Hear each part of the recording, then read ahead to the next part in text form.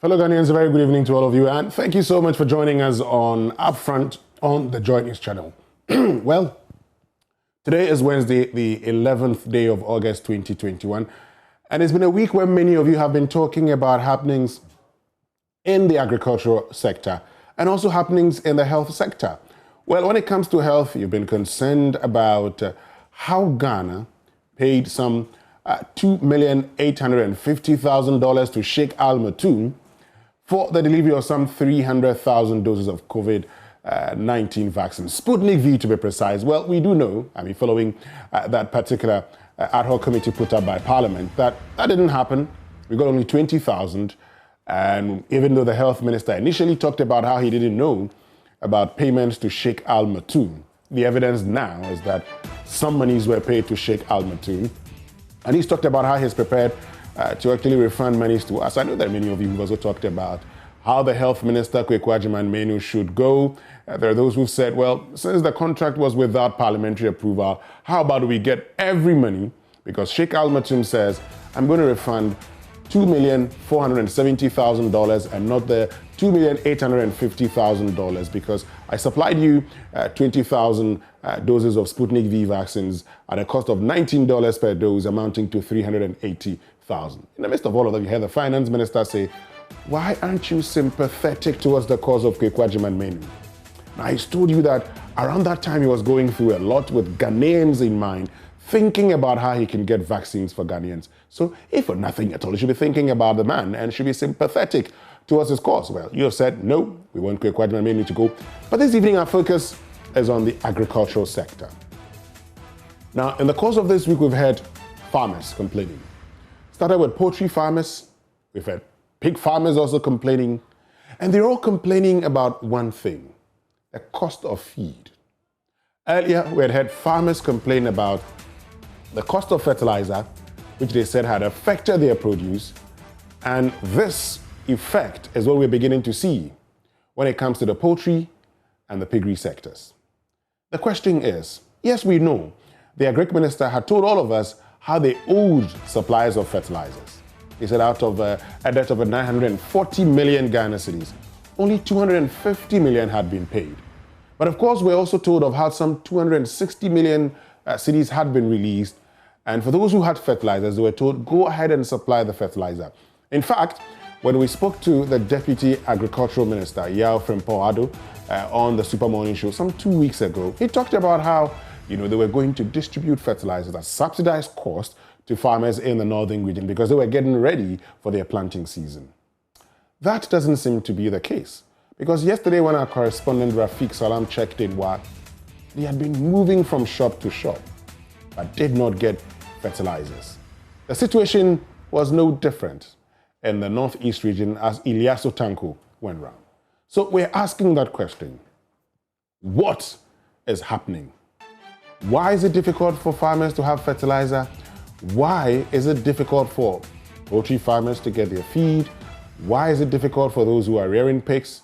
And come to think of it, when the finance minister presented the media budget review, he talked about how, when it comes to the rearing for food and jobs, particularly in the poultry sector, they are thinking of giving some, over 100,000 layers and broilers to farmers.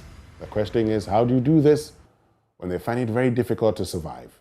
This is Upfront on the Joy News channel. My name is Winston Amwa. When I return after this short break, I'll be introducing my guest, and then we get into the conversation on how we can ensure that our farmers get all that they need to make sure that they're able to produce for you and I, for you and me.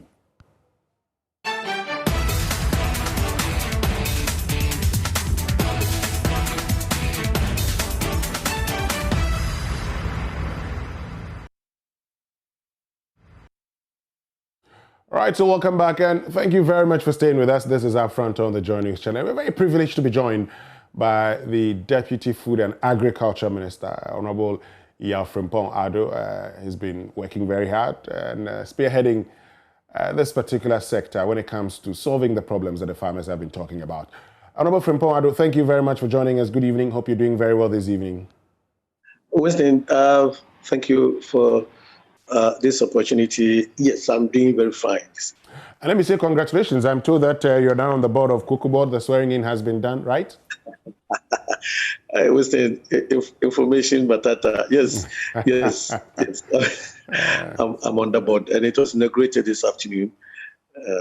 We are going to move the cocoa industry to the next level. Well, one industry that is not doing so well, it's one, the poultry industry, and two, when it comes to even the planting for food and jobs. Now, the issue of fertilizer.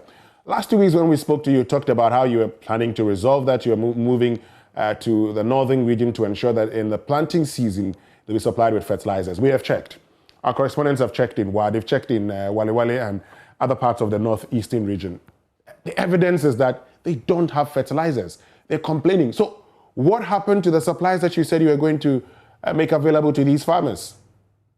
Yes, Winston, thank you so much. I'm a bit surprised. Your correspondents in those regions you just mentioned said that there was nothing like fertilizer supplies to the farmers. The truth is that we cannot get it to the level of last 2 years or last year, due to the challenges that we are facing, which I discussed with you the last time. So we since that time, since I spoke with you, and I've checked with my director of crops, since that time, truckloads of fertilizers have been moving up north. Truckloads have been moving up north. As we speak right now, they are also bagging some at the port.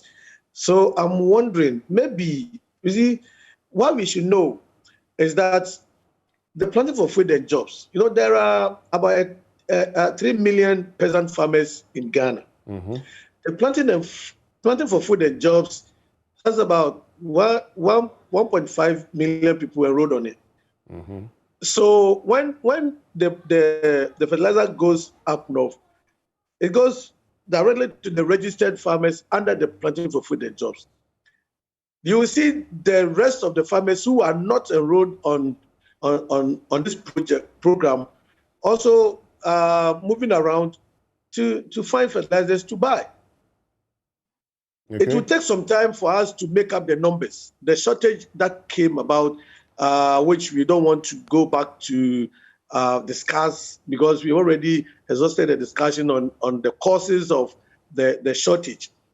But that notwithstanding, I can tell you on authority that we are trying to supply fertilizers to the farmers in certain quantities that, as I indicated earlier, that are not up to the level of the past 2 years.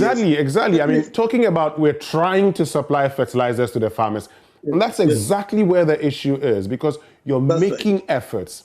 You're making efforts. But at this point, and you acknowledge this is their season, it shouldn't be we're making efforts. It should be we have delivered. Yes, as for the delivery, it is true that we have delivered, but it is not adequate. That one we must admit. It is not adequate. And secondly, you see, the efforts, you say if I say we are making the efforts, that does not mean since I spoke with you 2 weeks ago, we've not supplied the fertilizers. We keep supplying as and when they are available, because some of the suppliers have begun supplying fertilizers to the affected areas. You see, it has become very critical because in the north, between now and maybe 2 weeks, 3 weeks time, if you don't get them the fertilizers that they need, we might as well not supply them at all, because the period will be over. Because this is the season that they need the fertilizers. That's why I said that the ministry has done everything to supply them the fertilizers, and they are going as and when they are ready at the port, the trucks load them and they move up north. Because of this, you say your reporters have given you indications that no, there are no fertilizers over there. I think I will have to also report to the office. I'm not in the office right now. I have to report to the office so that we call our directors in those regions, and especially in the districts, to ascertain the tourism or whatever of the fertilizers not being in those regions and those districts. We need to find out. Because as far as my director tells me, Accra, the situation has improved significantly compared to about a month ago. Those footages that we saw, the video footages that we saw on social media, the situation has improved considerably, significantly. That was the word he used, significantly. You see, and I don't doubt him because he is in charge and he knows what comes in and what goes out. You know, so let's keep our eyes on the ground. And I like the way you people are following up on these issues. I like it because it brings us on our feet to be working, to be monitoring, to be evaluating the situation. And that is exactly what we are doing, Winston. Exactly. And as we evaluate the situation and as we monitor the situation, now, you've talked about this not being like 2 years ago. You started a program with about 300,000 farmers. Last year, you targeted 1.5 million farmers. As of October last year, when I checked your figures, you're reporting 1,489,000 farmers. You have a target of 3 million farmers. Right. So clearly, you should have a well-laid plan in achieving this target. Why must we, and I mean, I'm not going to focus on the money, but wouldn't you admit that, over the period, you have not been doing things right? Because why must we come to a situation where we say, this is not like 2 years ago? At least we should be talking about the fact that if we say this is not like 2 years ago, we're talking about improvement and not looking at 2 years and saying 2 years was better than we find ourselves now. Yes. There's an undercurrent for the situation we find ourselves in. We just didn't move into this situation. And Winston, you know about it. We spoke about it a couple of days ago. We spoke about it. We know why we've gotten to this stage. You see, when we talk about this, the COVID pandemic and its impacts on revenue mobilization all over the world, Ghana is not an island. And we know that we have also been affected seriously. And it is the same taxes, the revenue that the government will mobilize that will take care of every sector of this country. The PFJ alone cannot take all the money. So the Minister of Finance is trying to share the little that comes into the kitty. Although we've budgeted so much for these projects, but because the revenue is not coming, we have to ration the situation. And that is how come we've come to owe these suppliers. And if you talk to the suppliers, they are willing to do the work, to supply the products. But their bankers, because they've not paid them, their bankers are on their necks. And it's become so difficult for them to also supply upfront. That's the arrangement. They supply upfront and then we pay them. And unfortunately, because of the shortfall in revenue mobilization, it has affected all sectors. Yes, but talking about revenue, talking about shortfall in revenue mobilization. Yes, there's been a shortfall in revenue mobilization. Drastically. But there's been an increase in expenditure. And so if there's a shortfall in revenue mobilization, and because of that, we made provisions last year and said we were not in normal times, and so we had to exceed our fiscal deficit target. This year, we actually talked about how we are not in normal times. We've talked about how we have to, increase taxes in certain areas to make up for it. And mind you, we're talking about domestic revenue generation of about 70 million, coupled with borrowings of over 70 billion, coupled with borrowings of over 40 billion. So how come we're still talking about, there's been revenue shortfall, when we actually borrowed to make up for our expenditure? And last year we borrowed more to make up for our expenditure. So where is our priority? Yeah, you can talk about the priority, but agric is still a major priority area. But you see, we cannot also leave the other sectors. and monies that have been budgeted for other sectors. You cannot also just go and say, bring everything, let us push it into the agriculture. If I had my way, I would have done exactly that, because food is everything. I mean, food security is something that every country strives for. We are not in serious crisis. Hello, Honorable Frimpong. I think there's a challenge with your connectivity. Let's see if it's better now. Is it better now? There's a challenge with your connectivity. We're speaking to Yao Frimpong, who's Deputy Food and Agriculture Minister. We're finding out about plans that have been put in place to ensure that we're able to deal with all the challenges within the planting for food and jobs and the poultry sector. We're just dealing with the planting for food and jobs now. We get into the poultry sector shortly and find out more about how government intends to solve these challenges. We're having one or two challenges with this connectivity. He's talked about how the situation has been. We're joined by Honorable Yao Frimpong Adwege. Yes, Honorable Frimpong, you're talking about how agriculture still remains a priority. And let's look at... Yes. Yes, go ahead. Yes. You're making a point, yes. Yeah. You see, the point I was trying to make is this. Agric is a problem. There's no doubt about it. We cannot also leave the other sectors.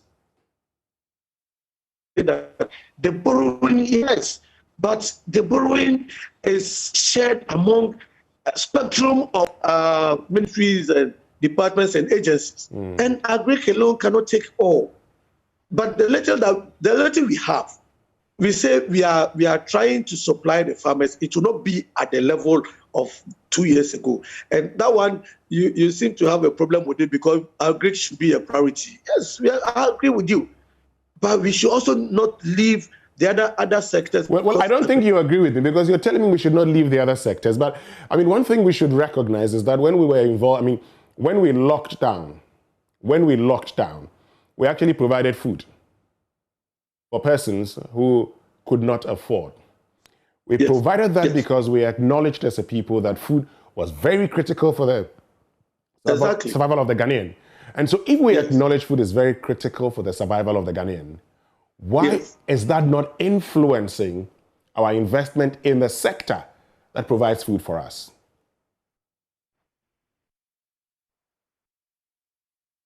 Yes, I'm asking.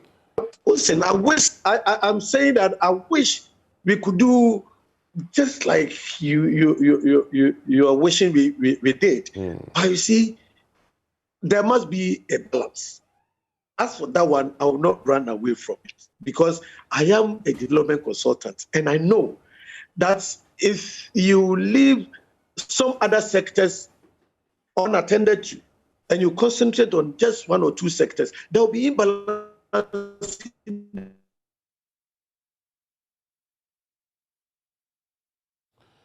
Well, I think there seems to be a challenge with connectivity again. We're trying to rectify the situation so we're able to, speak to Honorable Yao Frimpong Ado, who's Deputy Food and Agriculture Minister. Yes, Honorable Frimpong. Yes, go ahead. You're talking about imbalance. Yes. Yeah. We don't need to have that imbalance in development. We need to have a balance. There must be an equilibrium in development. Therefore, what we have been given, we just have to manage with what we have, and that is exactly what we are doing. I wish we could push some other sectors to come into Agric, because food is life. And once everybody gets satisfied, when food prices are low, the farm produce are available at affordable prices. That is the wish of everybody, especially those of us in politics. We wish we would have it that way. But we see there must be a balance. And that is why I'm telling you that we are trying to manage the situation as it is now. We've been in this crisis, but gradually we are overcoming it. And in next year, the lessons that we've learned, in next year, I don't think we are going to face the same problem, because we are going to plan our things in such a way that we take into consideration some of these challenges of the suppliers not being able to give us the quantities that we want because of non-payment of outstanding monies.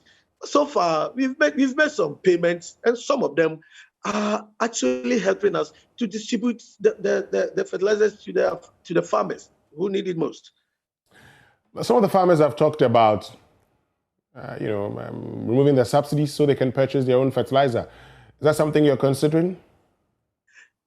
You see, the sustainability of these fertilizer programs has also come to the fore, and we need to discuss it. Because seriously speaking, if we go by this method, in 4 or 5 years' time, we may not be able to sustain it. So, and we cannot also stop abruptly. That's next year we are stopping it. No, that will also be too harsh and too steep for any farmer to bear. So what we plan doing, and we've had discussions about it, what we plan doing is maybe gradual phasing out. We've not come to that conclusion yet. We are discussing the options, and we will choose the best option that will be good for this country. We are discussing the options. There are several options on the table. We are discussing it, including gradual withdrawal of subsidies. And when we get to that bridge, we will cross it. We are considering a whole lot of options. We'll come to the options you're considering, but you've talked about the non-sustainability, how unsustainable the fertilizer subsidy program is in its current state. Why that assertion? Why do you say in the next 4 or 5 years this won't be sustainable? No, you see, the main objective behind the subsidy program was simple. The minister will tell you that we realized that Ghana, the food security that we've enjoyed in this country has been largely as a result of the smallholder farmers. And smallholder farmers were not applying the appropriacies and the inputs at the right time, and therefore they were getting low yields on the acreages that they were cultivating. And therefore, the minister and all his technical people thought through this thing and said, look, if somebody is doing 1 acre, 2 acres, and we give him the correct seeds, and we give him the fertilizers at the right time, we give him all the inputs that he requires at a subsidized price, they will come to realize that giving all these inputs, if those farmers were doing just 2 bags per acre, let's say maize, let's take maize as an example. Now they can make between 12 and 15 bags on an acre. So once they do that, they become richer. And therefore, we will have a period that we will phase out because they've come to accept the fact that good inputs supply at the right time will give higher yields.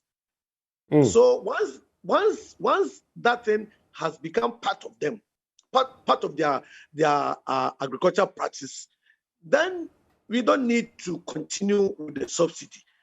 But you can't stop abruptly. You have to face it out gradually because the amount is huge.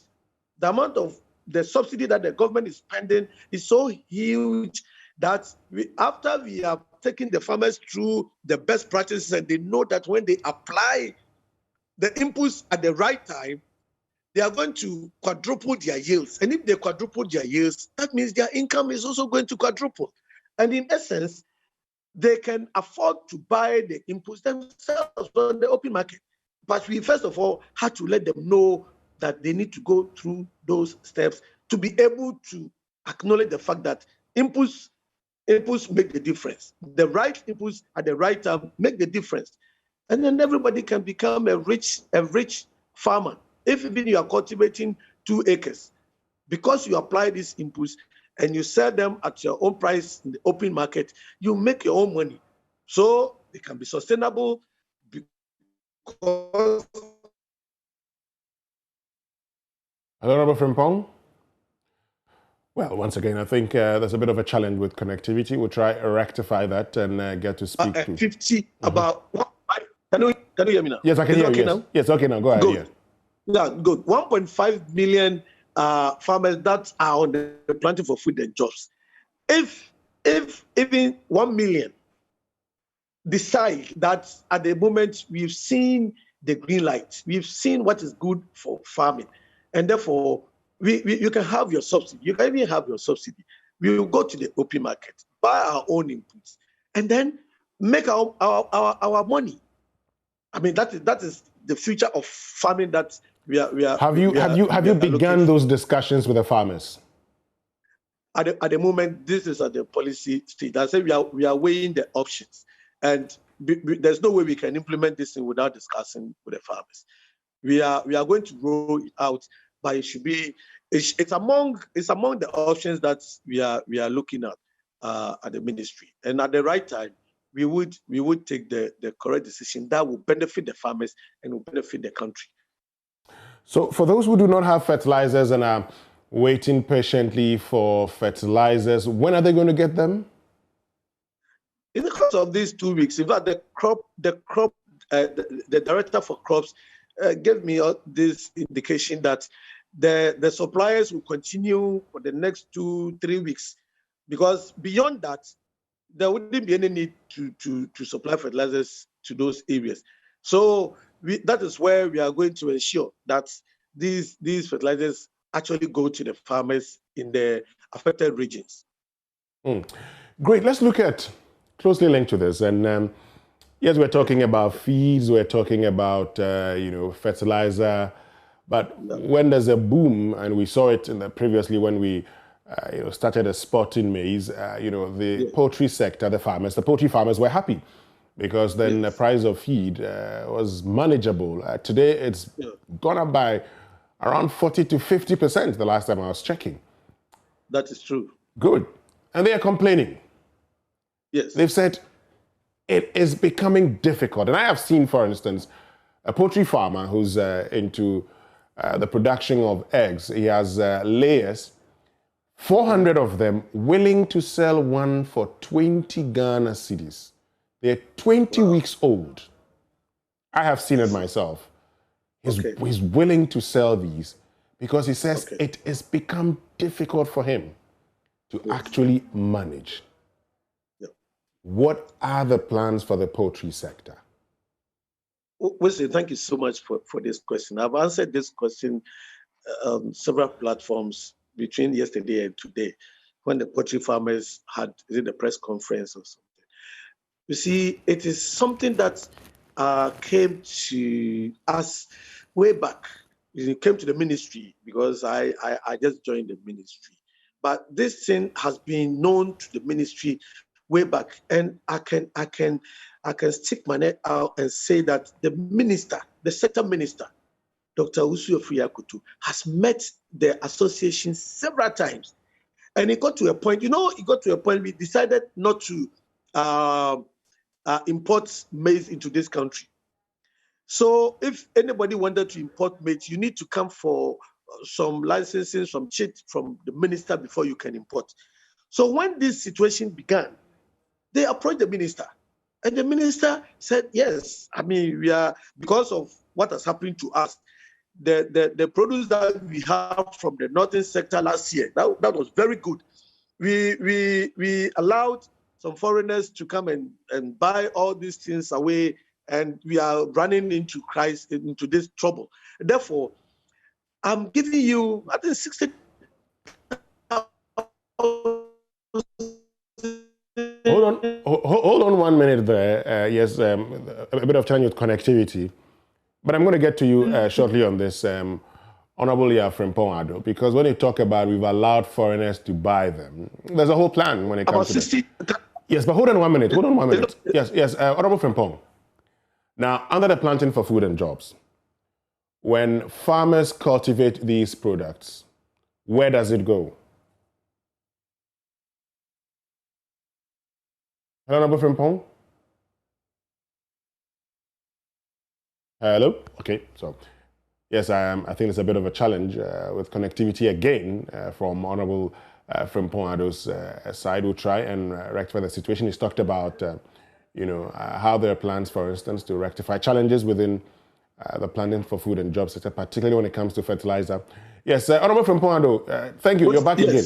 Yes, now, under the Planting for Food and Jobs, Yes. When these farmers are supplied with seedlings and fertilizer and they cultivate, where does it go? Yes.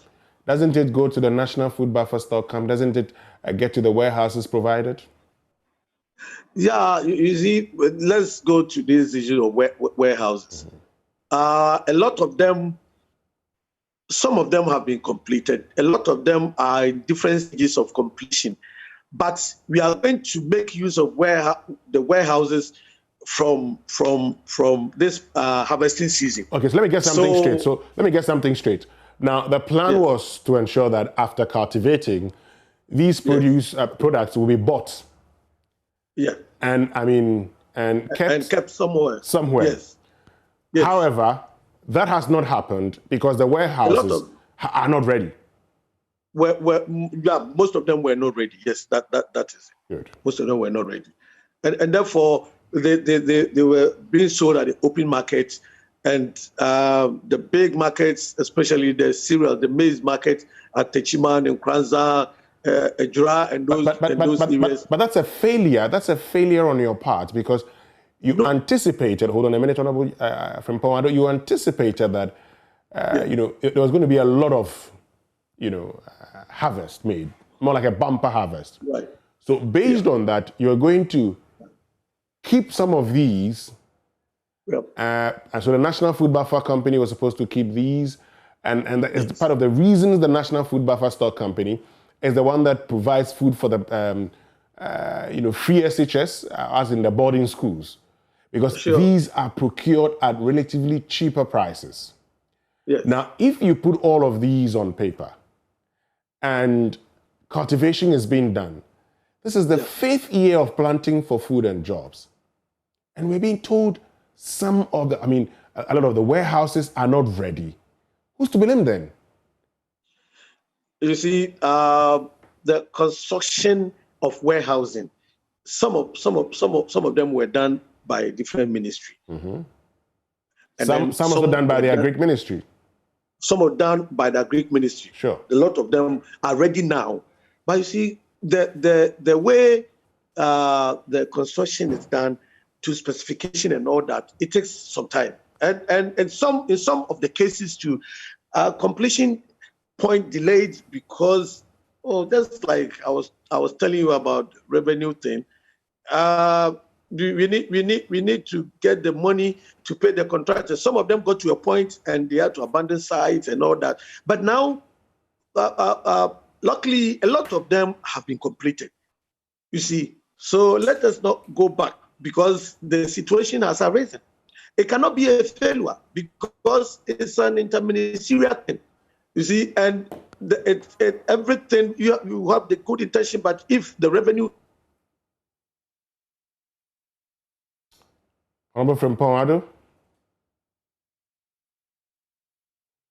Okay, so there seems to be a challenge with the with connectivity today, but we'll rectify that shortly. Please bear with us. It's a very important conversation we're having with the Honorable Yao Frimpong-Addo, who's Deputy Minister of Food and Agriculture. So we get to understand what's really happening to the sector and how they intend to solve all the challenges that, particularly now that we've moved away from, planting for food and jobs, we're on the issue of poultry farmers. We want to understand how they intend to solve those challenges faced by poultry farmers. And once we get Honorable Yao Frimpong joining the conversation again via Zoom, and he's joined us again. Yes, Honorable Frimpong, you were making a point, about the construction of warehouses being ministerial, and now that you've completed lots of them, you intend to solve those challenges. Yes, go ahead.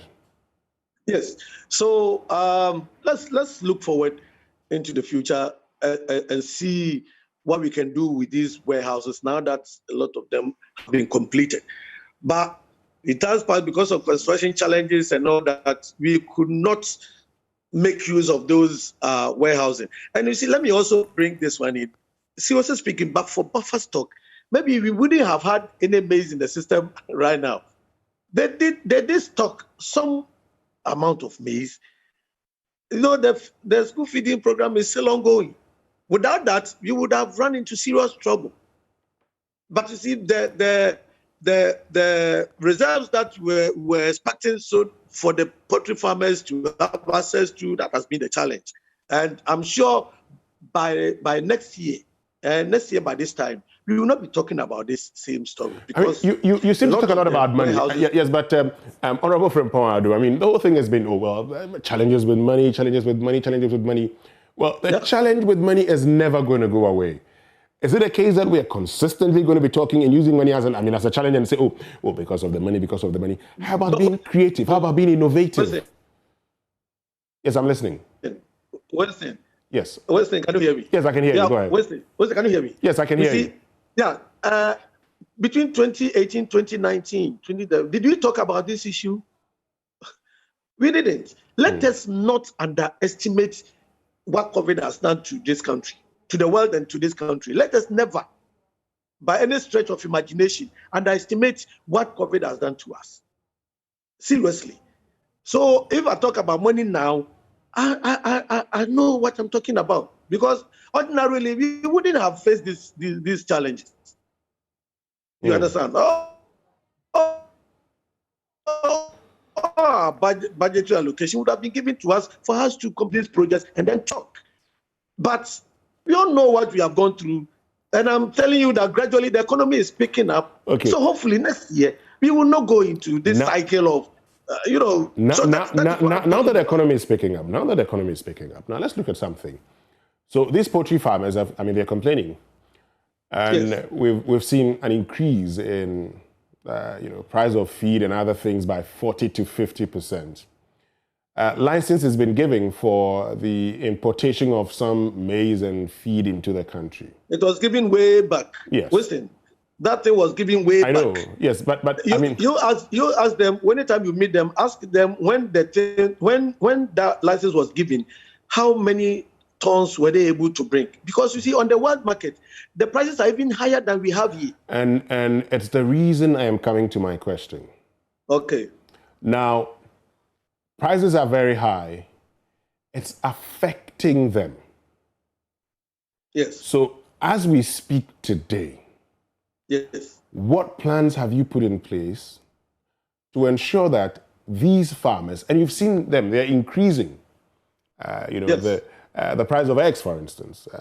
Those that were usually selling at 16 are now selling for 19, 18, now selling for 22 per crate. We also know, even when it comes to pig farmers, live pig, a kilo, 9, 10 cedis, now it's around 14 Ghana cedis. So there's been an increase there. And increase is likely to affect patronage, and that would affect their revenues. How are you ensuring that around this time where we say times are hard, we don't have increases in the very thing that we consume all the time? Exactly. As I always say, look, we are not in normal times. I sympathize so much with the poultry farmers. We went around 5 regions recently, and we visited some poultry farms. We had a good discussion with them. The minister had frank talks with some of these poultry farmers, and the challenges are all the same: feed. Some of the farmers, we wondered how they've been able to maintain and sustain their production levels. We went to a certain farm in the Ashanti region, and he had 500,000 bags. And we wondered how he did it. We asked him, and he said he has been managing his feed. He does it himself. He has been managing it. We are appealing to the poultry farmers that we are not in normal times. The government, the ministry is doing everything possible to help them ameliorate the kind of situation they are in. But at the moment, you see, it will be difficult for the ministry to import maize into the country when it is our policy that we will not import. That's why the minister said, look, poultry farmers, I give you this opportunity. Bring in this quantity of maize if you find it. You see, they were not able to bring that quantity, and that has brought about this shortage. This shortage, it's for a short while, because some farmers have begun harvesting their maize that they planted in June, thereabout. So by November, December, this thing will be over. This will be over. The prices will come down considerably, and we will come back to the normal life. At the moment, we are not in normal times, but shortly we will come back to the normal life. When you asked them to bring in maize and import these into the country, did you give them any incentives? Like what? Did you give them any incentives? Like for instance, reduction. I mean, a waiver of taxes and all of that. Did you give them anything like that? No, I'm sure if they applied, they would have been given. I'm not privy to that information. I will find out. I'm not privy to that information because as far as our grain products are concerned, we give waivers, tax waivers, and all that. So I'm sure if they had applied, the ministry would have given it to them. Well, you say you're going to find out, because then the question is, in having discussions with them, for instance, did you make these suggestions to them? Because clearly the evidence on the ground suggests that these produce have become very expensive and the farmers are complaining. And I'm sure if this was... Listen, you are asking if I found out from them. No, I'm saying that they should have also... Yes, go ahead. Yes, go ahead and make your point. Yeah, what I'm saying that if there's anything like that, they would have been requested for those things. And I'm sure, because the minister gave them this seat, I'm sure all those things might have been ironed out. I will find out. I will find out, because once we give waivers to importers, as far as agriculture produce are concerned, I'm sure they would have been given those waivers. I'm sure they could not bring it because of the high cost of the prices. Well, since you say you're going to find out, let's not be sure of that for now. I mean, you say you're going to find out, so let's just wait for you to find that out. But while you find that out, the current challenge persists. Yes. In the short term, in the immediate, how do we solve it? There is a continuous dialogue between the ministry and the Poultry Farmers Association. So I am sure at the end of the day, we shall come to a point that both parties will be satisfied, because continuously we are meeting the poultry farmers, and everything that affects them, they tell the ministry. The ministry also tells them the challenges, and there will be a middle way. We have not exhausted the dialogue process yet. We will continue to dialogue until we come to a situation where there will be some resolution of these challenges. There will be some. We need to come to that point where the poultry farmers will be satisfied and the government will be satisfied. So the consumers will also not run away from consuming the protein from poultry and eggs, especially. Great. But just before we, in less than 10 minutes we'll be wrapping up. But I see, for instance, some people asking questions. How about those whose farms have been affected by bird flu? You've talked about how they should report to the veterinary officers, to the ministry, and you intend to support them. What support mechanisms are in place for them? Yes, thank you. I visited 2 farms myself in the central region. And my colleague, the deputy minister, also visited some farms in the Volta region and the Greater Accra region. At that time, only 3 regions had been affected, and largely the situation had been contained in those areas, those farms. The plan is this: we need to take inventory of all the birds that were destroyed, and then we bring it to the ministry. Then we go through the modalities and find some amount of money to compensate those farmers. We cannot pay everything, but at least we have done it before in 2015. We had to take money from the contingency fund to pay some compensation to some of the affected farmers. The 2015 situation was on a very large scale. This one is manageable. So the processes are underway. The veterinary officers are compiling the list, and at the appropriate time, we will do the needful. So to make the affected farmers come back to business. You've talked about finding some money for them.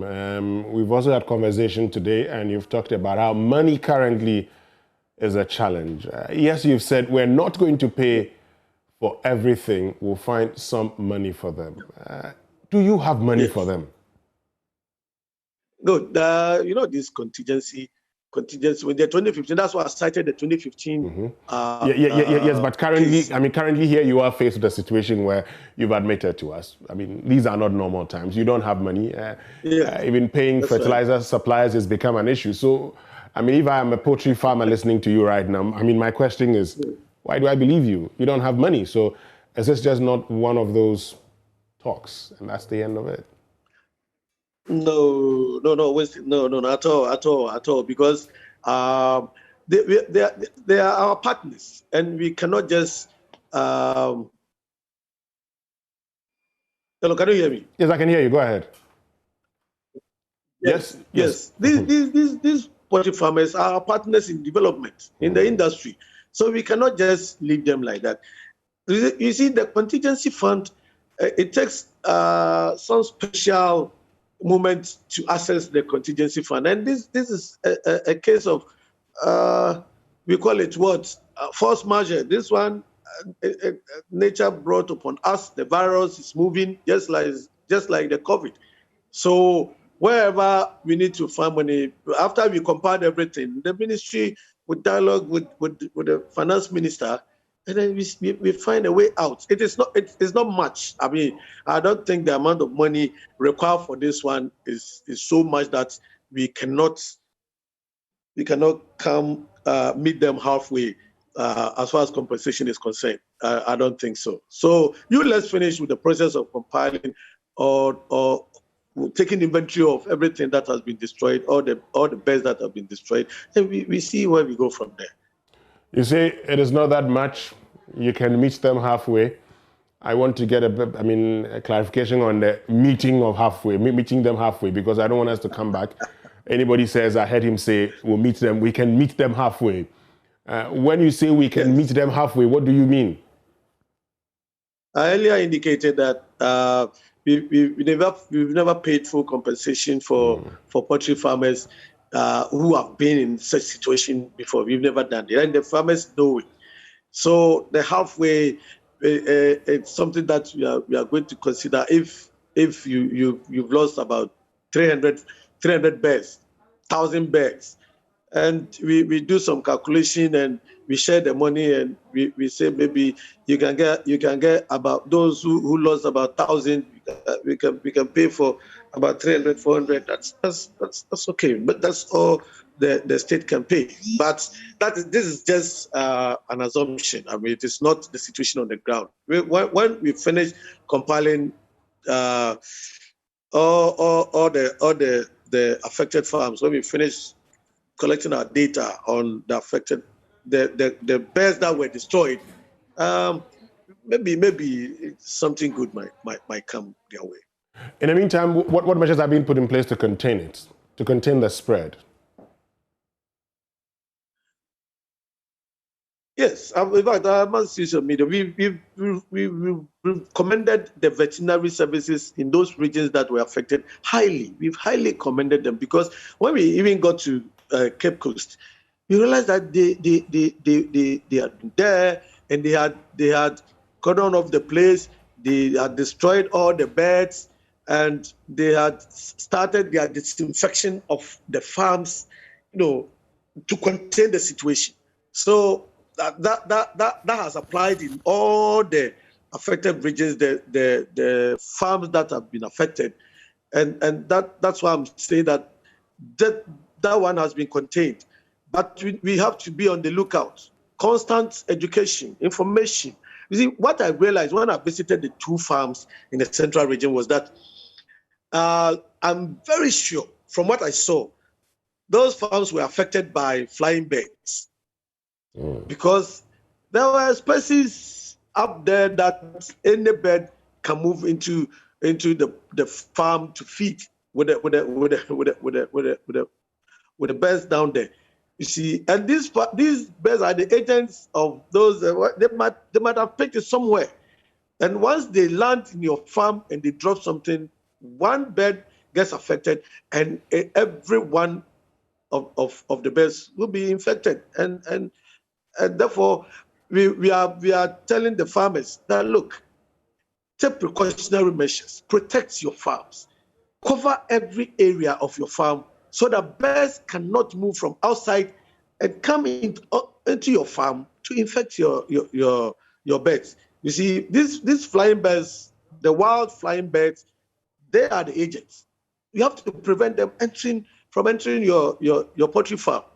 We've been telling them, and we keep mentioning this. And they've got, the ministry has also banned the importation of live birds from around the neighboring countries. No, our neighboring countries. We banned that, and that one is still in place. And I don't think anybody can bring in any live bird from these. Well, I mean, but despite these measures that you started when we had first cases of bird flu, the numbers have been increasing, and so I mean, there was a ban on movement of poultry within affected regions. It still not stopped them. So, time now to probably reconsider the plans. Okay, so I'm told that we've lost Honorable Yao Frimpong Ado. So we'll take a short break, and when we return, we'll see if we can raise him and then conclude our conversations. This is UpFront on the Joy News channel. I'm Winston Awa. We'll be right back.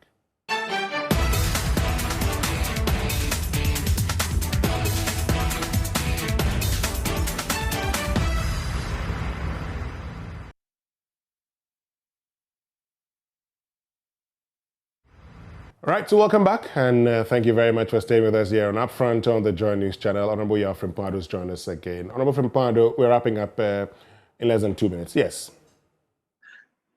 All right. As I've continuously been saying, the situation we find ourselves is temporary. Let us reassure our farmers that what we are going through is just for the moment, and they will face. Well, unfortunately, the challenges again with the connection. And I'm sure that would do for tonight. Thank you very much, Honorable Yao Frimpong Ado. And of course to you for watching us this evening on UpFront on the Joy News channel. My name is Winston Ama. On behalf of the team, we're grateful you joined us this evening. Up next is Joy News Prime. Keep watching the Joy News channel, and make sure tomorrow morning you join us on the Super Morning Show on Joy 99.7 FM. Have a lovely evening.